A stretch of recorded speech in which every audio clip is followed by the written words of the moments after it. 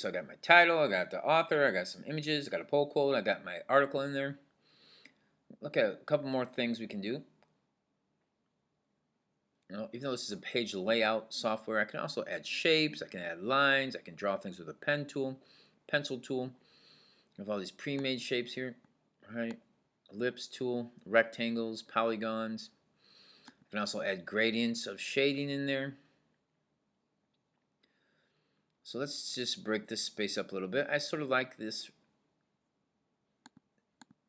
three shapes I have on this page. I have two columns, but those are actually shapes, right? Compositional shapes.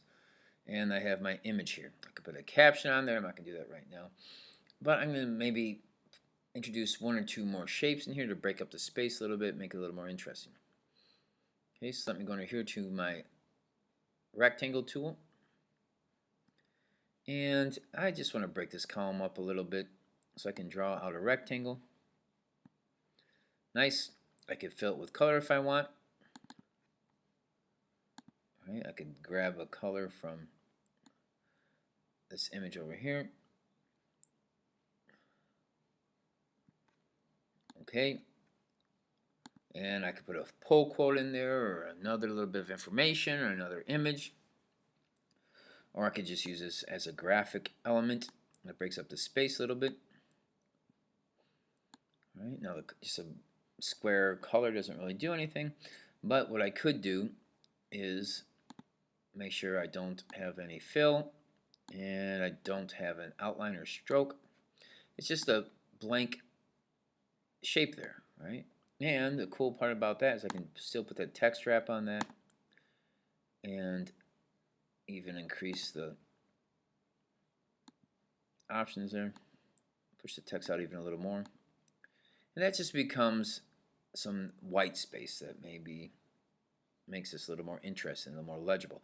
When we see a little more readable, when we see a whole solid page of text, a lot of our our brains get a little lazy. We don't want to invest all the time to read all that text. So if it's broken up with some of this negative space or white space, it'll be a little more pleasing to our brains, right?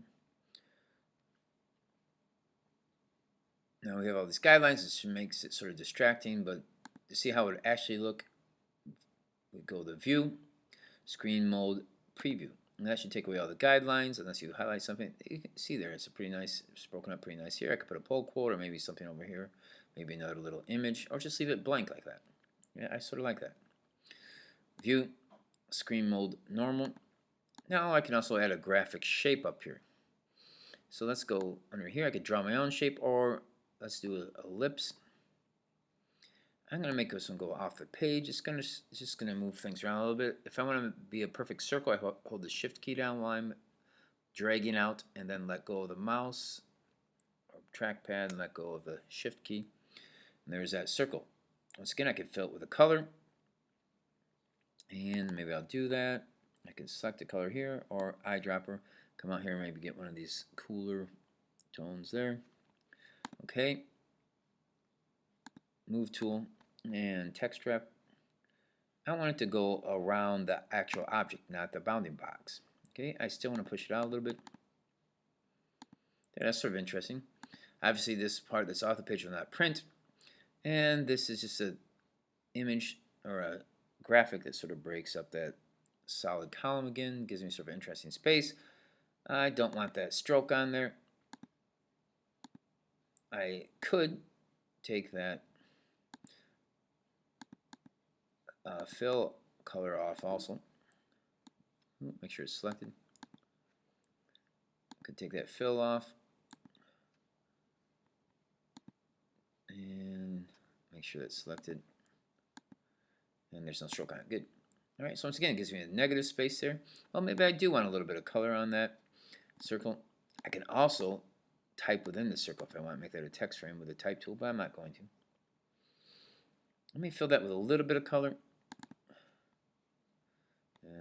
Okay, maybe a little more green. Okay. Now, maybe I don't want that solid. Maybe I want it sort of see-through, a little bit lighter, so I can come up here and adjust the opacity. Make that sort of a nice see-through color. There we go. This is a nice little graphic that sets things off a little bit, makes it a little more interesting. Remember, these shapes, even the columns, are shapes that can be used for compositional purposes, just to make the overall page look more attractive to the eye. Let me view, screen mode, preview, and that's what it would look like as it's actually printed. Okay, I could type within this. I could just leave it as a graphic. Well, maybe I want to duplicate this on the other page. Click on that with my Move tool or Selection tool. Command C, Command V, and I can move that over here. It still has that same text wrap. Maybe I can echo that shape over here. That's sort of interesting. Okay. It's fun to read. I'm going to make sure this doesn't get broken up too annoyingly. Leaving some of those words hanging by themselves there. That's not too bad. Okay. Zoom out. Now you can see how these columns really become shapes that lead the eyes around. View, screen mode, that's in the preview. I could go back to normal. Let me see what the presentation mode looks like. There you go. I can see it sort of full page. Arrow through it. Okay, arrow through that. Not too bad. I could say maybe I need a little more space between my columns. Not too bad. I could move this down here. I could adjust the space around here to be a little more even, right? Could put something in here, maybe the page number. I like that. I like how it's going. It's a pretty good start. I think that would be good enough. That would be enough for this project, since this is make sure you save, since this is an introduction to this software, introduction course. But you're free to experiment on your own. All right. Maybe duplicate. Once you get to this point, duplicate the whole file so you can experiment. And if you mess up, you're not ruining your file that's already looking pretty good. Okay. So that gives you enough to work with. Definitely experiment, try some more things. I could always try different effects even on these shapes. Right? I could do drop shadows, all kinds of other effects, outer glows. I could align specific things, change colors, strokes, right? All kinds of other shapes you could do. So you can have fun with this and make your article pretty attractive and successful. I've saved this already. Alright, so I think we'll stop it there. File. Now when I'm ready to print this, right, if say I was going to take this to a printer and have them print out 1,000 copies of this article or put this as part of a magazine, I can hit package, and this is going to prepare this for the printer. Right? It's going to tell me if there's any problems, if there's any broken links. All right. If this is going to a printer, it's in RGB. I may want to convert it to CMYK. That's up to you. It's going to say stuff like make sure you're not stealing people's images and breaking copyright laws. Okay, I can check my fonts. It's going to tell me which fonts it's going to package for me, get ready for me, my links and images. And it looks like everything's okay. And it's saying I should probably go to CMYK, but I think it's fine for what we got going on here.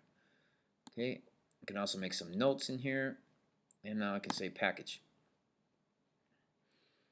And article folder, that's fine. High quality print, yes. Package. It's telling me about software issues, maybe license agreements with copyrights and fonts, and okay.